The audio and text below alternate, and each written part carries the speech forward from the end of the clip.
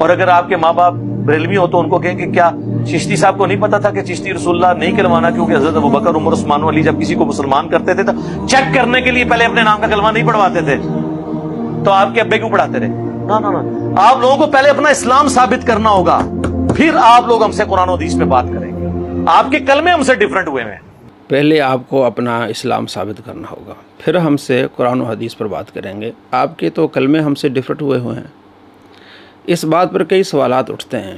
پہلا سوال یہ کہ آپ کہتے ہیں کہ میں تمام مسلمانوں کو کافر نہیں سمجھتا، میں کسی کی تکفیر نہیں کرتا۔ جب کلمے ڈفرینٹ ہیں تو مسلمان تو نہ رہے، پھر آپ کا یہ دعویٰ جھوٹا نکلا۔ پھر آپ یہ کہتے ہیں کہ میں بریلویوں کے پیچھے نماز پڑھتا ہوں، جس کا کلمہ چشتی رسول اللہ ہے اس کے پیچھے نماز پڑھنا یہ خود اس کو کافر بنا دیتا ہے۔ ہمارا نظریہ یہ کہ اگر کوئی یہ کلمہ پڑھتا ہے تو مشرک ہے، جناب وہ کتاب میں لکھا ہوا ہے، پہلے ثابت کریں۔ یعنی آپ ایک جھوٹی من گھڑت روایت پر آپ مسلمانوں پر یہ کفر کا فتویٰ لگائیں گے کہ ان کا یہ کلمہ یہ ہے۔ اچھا آپ بتائیں، آپ کا کہنا یہ ہے کہ میں 31 سال بریلوی رہا۔ بھائیوں، میرے ماضی سے آپ میں سے اکثر لوگ جو ہیں وہ واقف ہیں۔ میں اپنی پیدائش 4 اکتوبر 1977 سے لے کر آنورڈ تقریباً 2008 تک 30-31 سال تک بریلوی رہا۔ تو آپ یہ کلمہ پڑھتے رہے، آپ کے ماں باپ پڑھتے رہے، پھر آپ اپنے ماں باپ سے پوچھیں ہیں وہ مشرک تھے، ان کا نکاح باطل۔ آپ کا دعویٰ یہ ہے کہ میں نے اپنی امی سے کہا تھا کہ میرا نکاح جو بریلوی لڑکی سے ہو، آپ کا نکاح باطل۔ آپ کی 31 سالہ عبادت کا کیا بنا؟ آپ نے دوبارہ کلمہ پڑھا، سرعام توبہ کی؟ اگر نہیں کی تو آپ کا نکاح باطل، آپ کی اولاد حرامی، آپ کے ماں باپ کا نکاح باطل، آپ حرامی اپنے فتوے سے۔ اگر ایسا نہیں ہے، اگر آپ نے نہیں پڑھا تو آپ عوام کو کیوں جھوٹ سکھاتے ہیں؟ اپنے ماننے والوں کو گستاخ کیوں بناتے ہیں؟ اپنے ماننے والوں کو کافر کیوں بناتے ہیں؟ گلی چوراہوں میں لوگوں کو کہتے ہیں آپ چشتی کلمہ پڑھیں تو یہ پکے کافر ہو گئے۔ ہم نے کبھی نہیں کہا کہ آپ یہ پڑھیں یا ہم اس کا دفاع کر رہے ہیں، ہم کہہ رہے ایسے، ہم کہہ رہے ہیں کہ یہ واقعی غلط ہے۔ آپ جھوٹے واقعے پر اپنے ماننے والوں کو کافر بنا رہے ہیں اور خود کافر ہو رہے ہیں۔ آپ اپنے والدین کو کافر کہہ رہے ہیں، آپ ان کے پیچھے نماز پڑھ رہے ہیں جن کے بارے میں آپ کا عقیدہ ہے کہ ان کے کلمے ڈیفرنٹ ہیں، اور آپ قادیانی کو سپورٹ کر رہے ہیں۔ آپ مسلمانوں کے غدار ہیں، کیونکہ کسی مسلمان کا یہ عقیدہ نہیں ہے کہ چشتی رسول اللہ میرا کلمہ ہے۔ آپ ان کو شے دے رہے ہیں۔ آپ کہہ رہے ہیں کہ جناب علی اگر آپ کوئی کافر کہتے ہیں یہ خود کافر ہیں، ان کا بنیادی عقیدہ، بریلویوں کا بنیادی عقیدہ کہہ رہا ہے کہ یہ ہے۔ اسی طریقے سے بریلوی آتے ہیں تو ہم اس کے ساتھ بنیادی عقیدے کے اوپر بات کریں گے، چشتی رسول اللہ پہ۔ ان کو آپ کیا دے رہے ہیں؟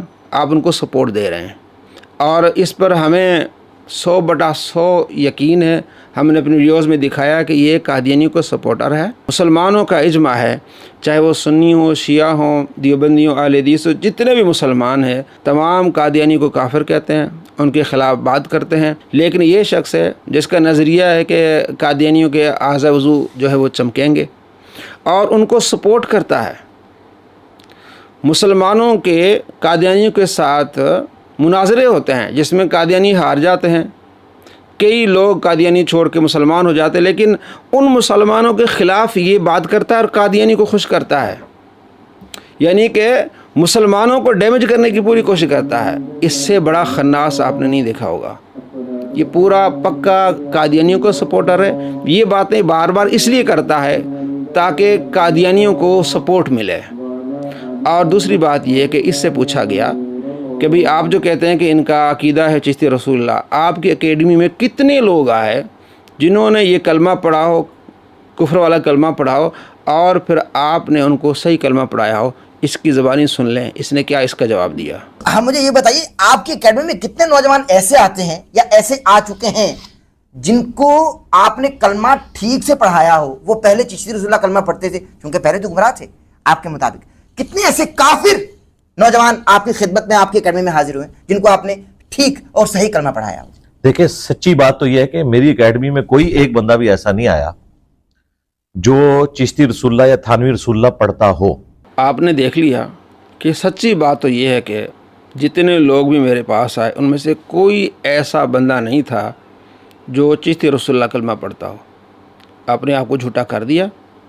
جس کا یہ دعویٰ ہے کہ ان کا بنیادی عقیدہ ہے، بقول اس کے ہزاروں جو بریلوی ہیں وہ بریلویت چھوڑ کے میرے اسٹوڈنٹ بنے ہیں، تو کوئی ایک تو پڑھتا ہوگا نا پھر ہزاروں میں، یا آپ کا دعویٰ لاکھوں میں ہے، تو آپ اب کہہ رہے ہیں کہ ایک بندہ بھی نہیں آیا جو یہ کلمہ پڑھتا ہو۔ تو آپ کا یہ کہنا کہ ان کا بنیادی عقیدہ ہے، آپ اپنے آپ کو نہیں جھٹلاتے؟ نبی صلی اللہ تعالیٰ علیہ وآلہ وسلم کا فرمان بخاری میں کہ جو کسی مسلمان کو کافر کہے، اگر وہ کافر نہیں ہے کفر اس کی طرف لوٹے گا۔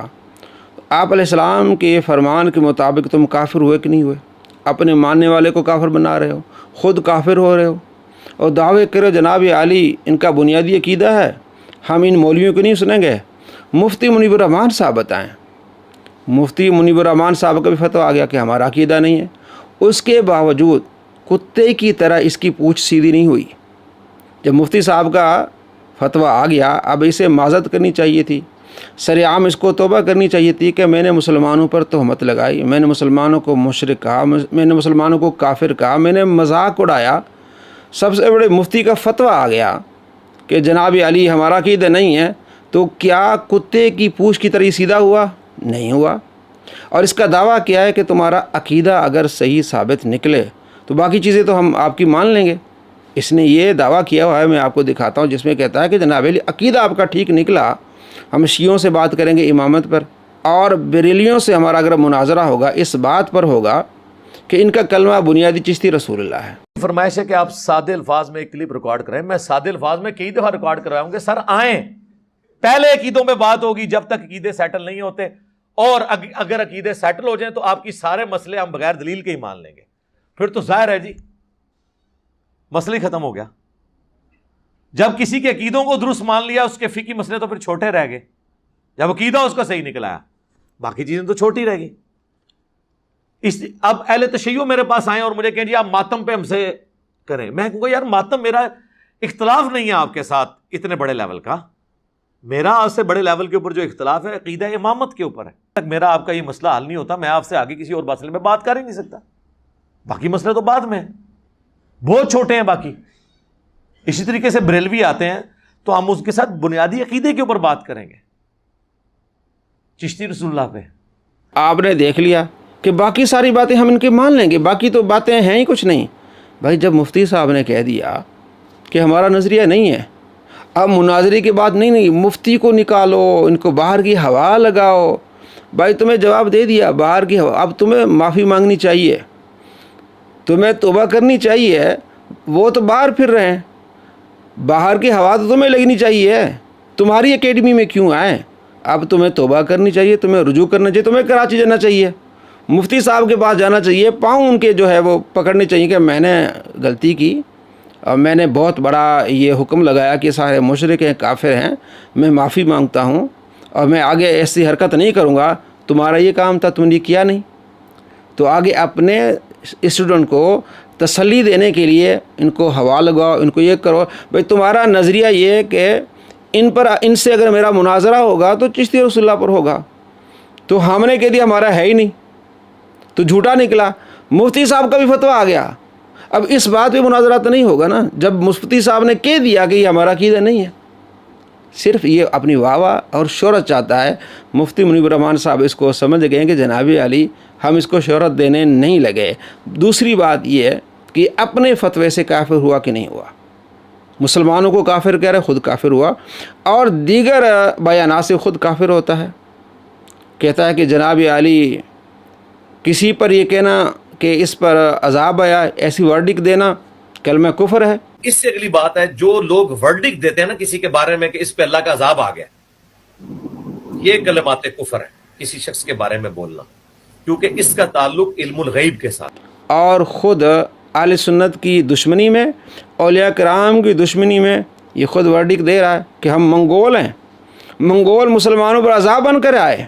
نہ لی دوسرا اولاد میں منگولا دیا، ہاں تو صوفی بھی منگولا نے وڈے، اللہ کی طرف سے عذاب بن کے نازل ہوئے منگول۔ باقی یہ عذاب الہی مسلمانوں کے اوپر نازل ہوا منگولوں کی شکل میں۔ اپنے فتوے سے کافر ہوا کہ نہیں ہوا؟ ہو گیا، اور اسی کا ہی فتویٰ ہے کہ کلمہ کفر بولنے سے بندے کا نکاح ٹوٹ جاتا ہے، وہ بھی ذرا دیکھ لیں آپ۔ चाची भी गई। ओए चाचू, पहले चाची ना निकाह दोबारा कर, फिर मुरीद दोबारा कर। चाचू, तेरी चाची गई। हाँ हाँ, कलमा कुफर बोलने से निकाह टूट जाता। इतने वाज़े सबूत हैं आपके सामने कि इसका निकाह टूट गया। नबी अलैहिस्सलाम के फरमान के मुताबिक ये काफिर। लोग हमें कहते हैं कि इस पर कुफर का फतवा लगाएं, या उलमा से कहें कि अगर इसके कुफरी अकायद हैं तो फतवा लगाएं। हम कहते हैं नहीं जनाब अली, हमें ज़रूरत ही नहीं है।